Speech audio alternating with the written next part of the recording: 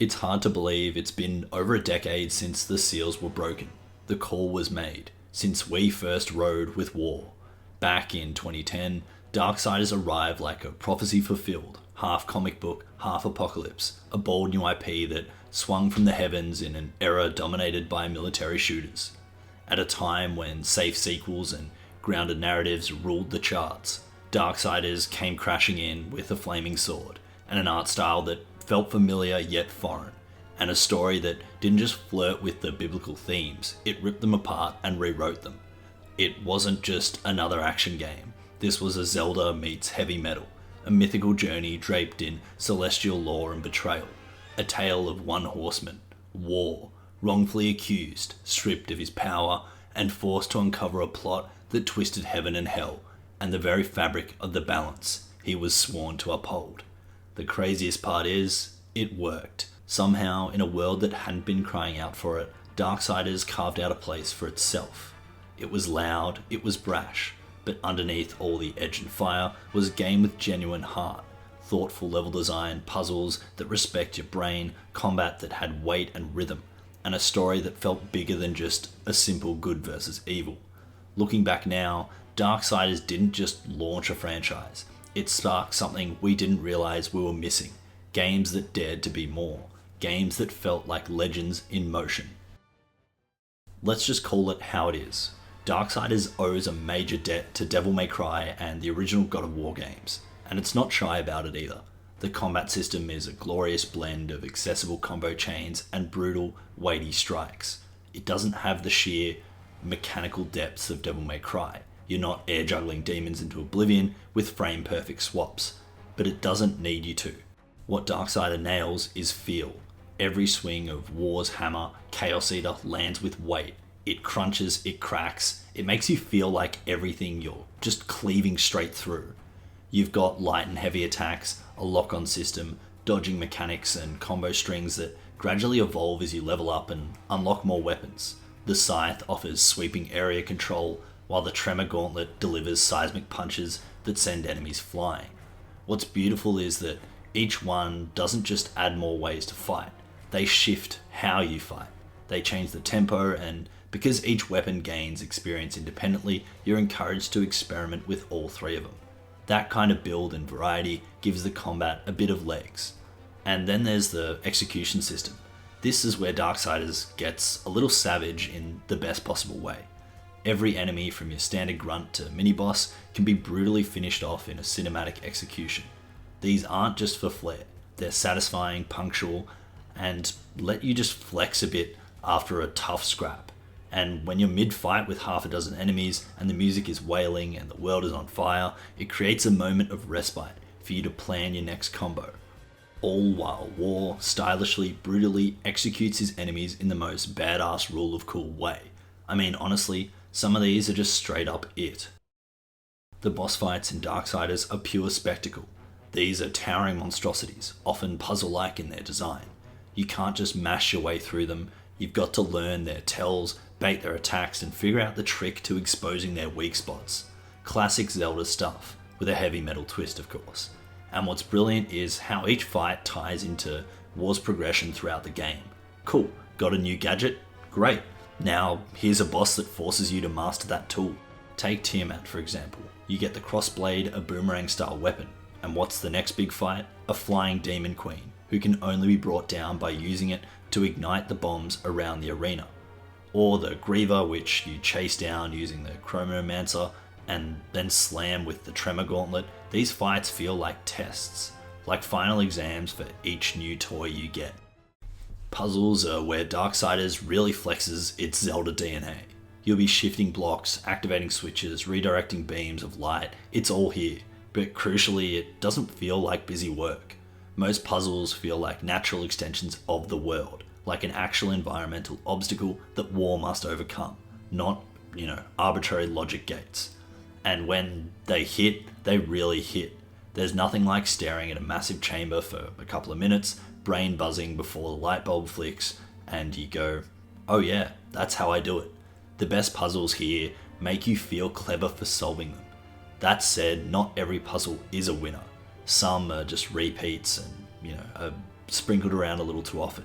Carry this bomb here, light this fire, but they usually come with a twist, and the constant evolution of your toolset keeps things fresh. The pacing is also worth shouting out. Combat, exploration, and puzzles are spaced out in a way that feels deliberate. Just when you're getting tired of brawling, the game slows down and asks you to think. Then, once your brain's had enough, it throws you back into the chaos. That rhythm is key. Darksiders might be one of the best 3D Metroidvanias to not be called a Metroidvania. The world of Darksiders is a looping, interlocking puzzle box of zones, shortcuts, and secrets. You're constantly stumbling across areas you can't access yet, teasing you with glimpses of power-ups, life shards, and hidden treasures. Then, hours later, you return with a new tool, and it all clicks. That's the magic of Darksiders. It makes you want to explore, because the rewards matter. You'll find life and wrath shards that increase your survivability, enhancements that augment your weapon, and even secret bosses. It's not just filler. The world encourages you to poke into every shadowy corner, and the game rewards you for doing so. It's also got a fast travel that's pretty unique in the sense that you don't just have a loading screen, you've actually got to run between 2 points, kind of like how the Nether works in Minecraft, but obviously not to an exact scale. So backtracking never feels like a chore. And when you're riding around on Ruin, your literal hellhorse, it just feels good. The exploration in Darksiders is an integral part to the game. So the story. It's an apocalypse, but not in the grungy, zombie-infested, everything is rusty kind of way. This is a high-concept apocalypse. Biblical stuff, angels and demons, cosmic conspiracies, giant talking statues, and in the middle of it all, one horseman of the apocalypse, named War. The plot kicks off with the end of the world, like literally. Someone sounded the seventh trumpet early, and War shows up ready to bring the thunder. Only it was a false alarm, and now everyone thinks he jumped the gun. Stripped of his power and chained up by the Charred Council, War is sent back to Earth to figure out who set him up, and to clean up his mess.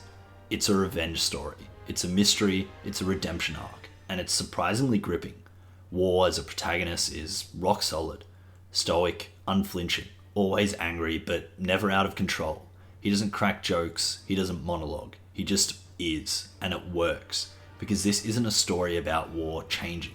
This is a story about War being right and everyone else being too afraid to admit it. His journey isn't about growth, it's about vindication. Then there's characters like Samael. War, are you here to play executioner? They should have sent all four of you. I have no interest in killing you, Samael. Ha! The Destroyer! He's beyond your reach, beyond mine. Has prison made you a coward?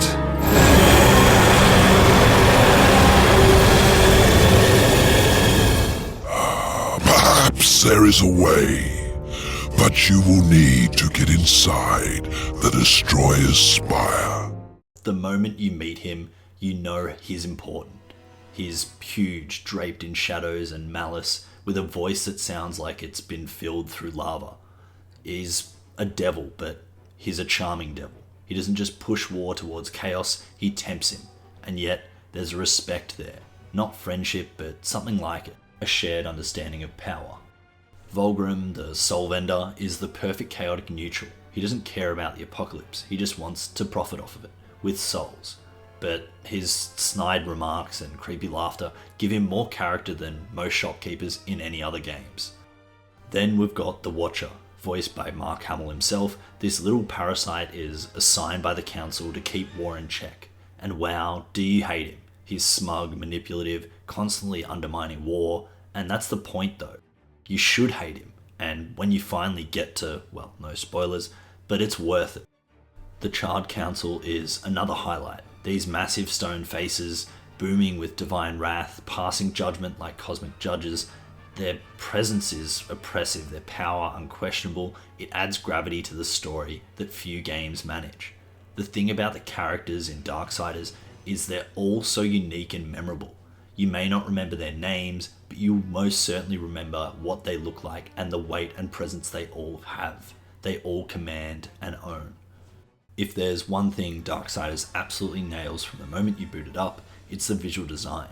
And apologies for butchering this name, but Joe Midoriya's art direction is stamped on every inch of the game. Characters are exaggerated, chunky, mythic. Weapons are oversized and absurd in the best ways. Environments are dripping with atmosphere, ruined cities, blasted wastelands, corrupted temples. There's a real style here. Not realism, far from it, but consistency. Everything looks like it belongs in the same heavy metal concept album. Angels are armored like medieval tanks. Demons slither and roar with molten eyes. War himself looks like a walking cathedral of wrath. And because it's stylized, it holds up even 15 years later. Darksiders looks good, not in a next-gen texture kind of way, but in the artistic integrity kind of way, like a comic book come to life. When Darksiders launched, it didn't set the world on fire. It reviewed well, sold modestly, and quietly built a cult following. But the following has only grown because Darksiders didn't just ride the coattails of better games, it honoured them and then built its own path. It laid the groundwork for 3 sequels. Darksiders 2, with Death as the lead and the loot-driven RPG spin, Darksiders 3, more intimate and Souls-like with Fury, and Darksiders Genesis, a top-down prequel starring Strife. Each one expanded the lore, expanded a different horseman, and added new flavour. But Darksiders remains the foundation. It's one of those games that pops up in the conversation about underrated gems, about mid-tier greatness. It doesn't get the spotlight, but it's always in the room, and its influence is real. You see echoes of it in games that mix genres fearlessly, in titles that say, what if we did Zelda but with giant flaming swords and angelic warfare? 15 years later, Darksiders still holds a place in my heart.